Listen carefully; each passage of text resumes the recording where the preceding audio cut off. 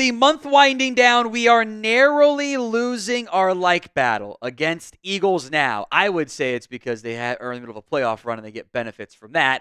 But I still want to beat them. And hopefully this means they don't win the Super Bowl either.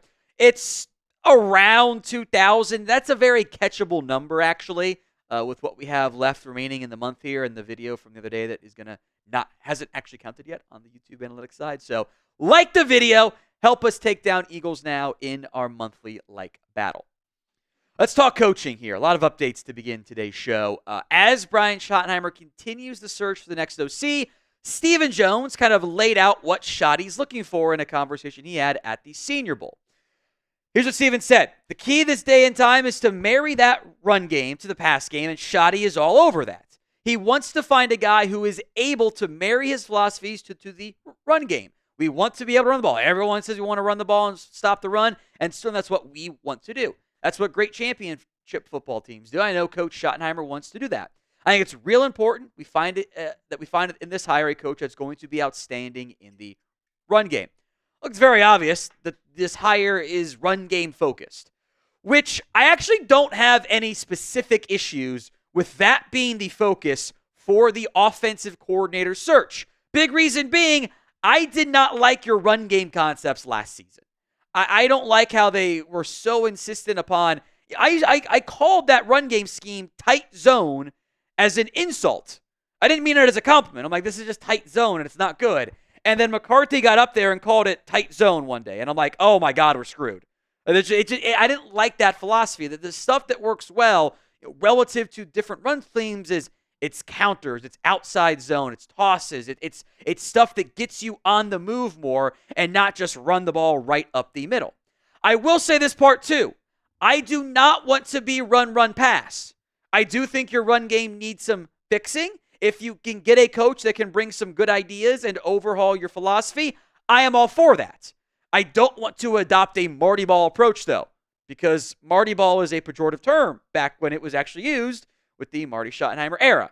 I am down to be far more effective running the football. I would love nothing more to be able to close out a bunch of games in the fourth quarter on the ground. I think there is an argument to be made about the cyclical nature of football and run game being a little bit more important than maybe it was, 3-4 years ago. But I don't want to just be run, pass. So there's a line you have to balance there. So what is your confidence level in Schottenheimer's offense? The pinned comments on today's show. So if the ad comes here on YouTube, take advantage of it. Head down there. Scale it for me from 1 to 10. There are 2 known interviews at this time that have gone down over the past couple of days for the Dallas Cowboys. There's Kevin Koger, the Falcons tight end coach, and then most notably, Clayton Adams, the Cardinals offensive line coach. And it is this potential hire that I am most intrigued by. He has offensive line coach background. I don't want Mike Solari on this team anymore. I think that would be a beneficial thing to you. And the stuff that Adams seems to be most involved in Arizona is the run game stuff. And the run game stuff for the Cardinals is really good. You can go wind back the clock to like October when we did our first Mike McCarthy replacements. I had Drew Petzing on that list, the Cardinals OC, specifically because of what he has done in the run game. He has run, the Cardinals, I got the note here, they have run counter concepts, which statistically was a pretty good play call to run, over 3 times more over the past 2 seasons than the Dallas Cowboys. It's a far more diverse run scheme. There's no ties to the Cowboys. There's no ties to Brian Schottenheimer. This type of outside the organization, new hire, new blood idea, that intrigues me quite a bit. There's another name, though, that has now popped up in the conversation. It's Ken Dorsey. ESPN's Jeremy Fowler reporting today that Dorsey the Cowboys are considering hiring the former Browns OC for that role. Interview, we'll see, logistics being discussed. This one I'm not as intrigued by. Now, despite being a quarterback's coach, Dorsey, for the most part, has actually been fairly heavily involved in run game stuff back in Carolina and with Buffalo. He also got fired as the Bills OC. I think the offense played better this year, really, since they kind of made the move to Joe Brady. Also got fired as the Browns OC. Not all his fault in either spot, to an extent scapegoated, but I would have far more interest in the Panthers, or as a quarterback's coach for Ken Dorsey, than as an offensive coordinator. More good news on the coaching staff side. Lunda Wells is back on the staff. He reached an extension today, as broken by multiple different reporters kind of all at once there. He did take an interview with the Chicago Bears. As of filming, I haven't seen any actual specific announcement to what the position role is going to be. There'd been a lot of conversation about Wells potentially being an offensive line coach again, which he played offensive line. The Commanders wanted him as their own line coach. He was the Giants' assistant line coach for a few years, has served as the tight ends coach. So I'm going to keep an eye on what particular role it is. As of right now, sounds more like tight ends coach. But until that is officially announced, and it's not just kind of vague staffing, which is all it was said, it was the tight ends coach. He's back on staff. Makes me think he's back as the tight ends coach, but it's not actually specified quite yet. But keeping Wells is a win for this Cowboys staff. He is very good at what he does. Today's show is made possible by Game Time. Game Time's got a new feature. It's called Game Time Picks that makes getting tickets for events even easier. Game Time Picks filters out the fluff to only show you the incredible deals on great seats. So don't have to waste time searching through thousands of different tickets. It is curation designed to make it easier to save more on concerts, comedy, theater, everything else in between.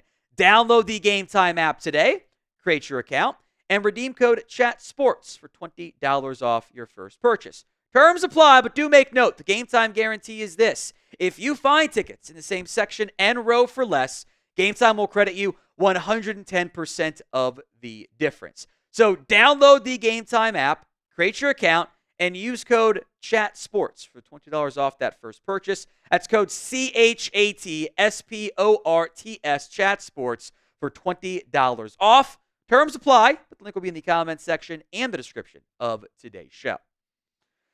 Do want to spend the back half of today's video discussing all the different Stephen Jones comments of him hinting at, hey, maybe we'll spend some more money in free agency. So first, the first quote, I should say, from Stephen Jones. We're going to take a long, hard look. This is from the Shoddy press conference. Long, hard look at how we've looked at free agency. And if we need to change some things there, we will. Then at the Senior Bowl, Stephen said, we'll take a look at everything because we've got to change the narrative, and we understand that. I have thoughts on the specific wording from Stephen Jones. This is not also the Cowboys. There's one bad account was like, Cowboys, so they're going to be aggressive in free agency. He never said that. He never said that. But will they actually spend a little bit more than what they have in previous years? Y for yes, N for no. Let me know in the comments section of today's video. Do you think the Cowboys will actually spend in free agency? Look, for me, and when it comes to the Cowboys actually spending in free agency for once, I will believe this when I see it. I need to see the Cowboys actually spend money and not just bargain bin shop all the way through and act like the poorest franchise in NFL history when they have millions of dollars to spend every single offseason. I also want to point out this. Stephen Jones' wording was, and he said this on a different show too on SiriusXM at one point, they want to change the narrative. That is different than, hey, we need to change our ways. We got to change the way we're viewed. Does that mean they actually think they're making mistakes? Or they just want to ignore some of the narratives around them and push that to the side and because they don't believe the narratives? I don't know. Look, this is the same team that thinks the Gilmore and Cooks trades were them being ultra aggressive when it was a couple of day 3 picks of trades. It was helpful, but you needed more than that in free agency. It played out that way. This team has to be more aggressive. They cannot not spend the same amount of money the other teams do. They have to spend more. It is a competitive disadvantage to not be spending the way a team like the Eagles are.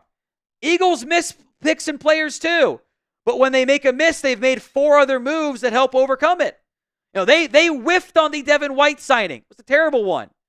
They also signed Zach Bond. Look how good that one worked out. They have to be a little bit more aggressive.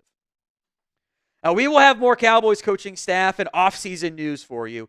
Hit that sub button right now. YouTube.com/CowboysTV for more free Cowboys updates. Yeah, Steven also discussing some extension possibilities, mentioning by name both Micah Parsons and DaRon Bland as we get closer to the offseason. Steven saying, quote, "We had to get this coaching situation sorted, and it was our number one priority because it had to happen ASAP. And then you can gather the team and start to prioritize likes of a Micah Parsons or DaRon Bland or whoever else that may be." So let's discuss both these candidates here for extensions. Updated numbers from over the cap with rising salary cap, etc. $24 million cap hit right now is the expected fifth-year option for Micah Parsons. There's no flexibility when it comes to the way that hits the salary cap this year unless you extend him. If you extend him and you do what every other NFL franchise does and push some of that money out into the future when the salary cap continues to go up, you can save $18 million. By restructuring Dak Prescott as the deal is designed to, by restructuring CeeDee Lamb as the deal is designed to, by paying Micah Parsons early like a competent franchise does before free agency gets going, you can save $75 million in 3 simple moves. That is more than enough money to bring back the guys you want to bring back and sign multiple free agents. You can create more money if you want to. Look, Lamb, the Micah deal is going to be super expensive. It's probably going to be the highest paid non-quarterback ever. And when TJ Watt due for a new deal, Max Crosby, Myles Garrett, I would prioritize that one. And Mike has said he's kind of opened the door, like, let's have talks now. Go get it done. Go get that locked up by the end of the combine. And that way you have more money to spend and build a more competitive team. The DaRon Bland inclusion, also interesting. The Cowboys have been snake bit a bit by some of these early extensions. The Gallup one didn't work out. It wasn't quite as early. The Jalen Smith one was bad. The Zeke one was bad. You got to be able to trust your own self-scouting. Getting a Bland deal done right now doesn't save as much money. It could free up around $3 million in the short term, and then avoids an expensive franchise tag the year after that and or a second franchise tag. So you do benefit from paying Bland early as long as you trust him to be healthy. It's an impact corner. And yeah, you're currently paying Trayvon Diggs big money. The way you're going to design those contracts, if you need to, is you can pay DaRon Bland this offseason and not really have it impact your salary cap until you decide to either move on from Trayvon Diggs or potentially restructure Diggs and extend him as well and kind of balance your books that way so it's not counting. Diggs has not yet made $19 million per year on his deal. He hasn't come close to it, frankly. So you pay Bland now, kind of run into a similar thing. What the Bland deal looks like, though, I don't actually know. I think there's a pretty big range, but you're looking at least $19 million per year if you want to pay him.